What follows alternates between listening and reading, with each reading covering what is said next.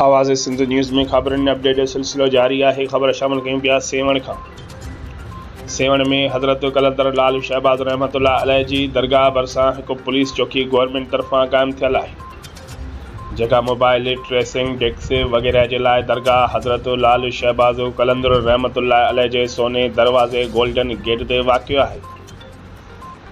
असल में हीअ पुलिस चौकी 15 मददगार जे नाले सां सेवण में ईंदड़ कलंदर लाल शहबाज़ रहमतुल्लाह अलैह जी मज़ार ते ईंदड़ ज़ाइरनि जी मदद लाइ खोली वई आहे।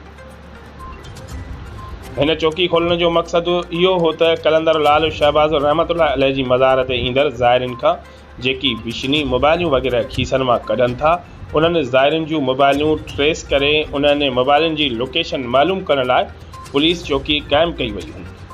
पर अक्सर ॾिठो वियो आहे त इहा पुलिस चौकी सिर्फ़ु मेले जे टाइम में खोली वञे थी, पर पोइ इहा पुलिस चौकी सॼो साल बंदि रहे थी।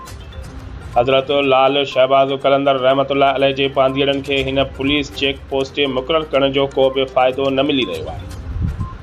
जॾहिं त क़ाइमु कयल पुलिस चौकी वीरान हुअण करे उन में नशो कंदड़ माण्हू राति तोड़े ॾींहं जो आराम करणु लॻा आहिनि, जॾहिं त उन पुलिस चौकी में रोलू कुता बि आराम कंदे नज़र अची रहिया आहिनि। सेवण जे अवाम SSP जामशोरो खां मुतालबो थी करे त सेवण में हज़रत लाल शहबाज़ कलंदर रहमतुल्लाह अलैह जे मज़ार भरिसां जेका पुलिस चौकी क़ाइमु कई वई आहे, उन में अमलो मुक़ररु करे उन चौकीअ खे बहाल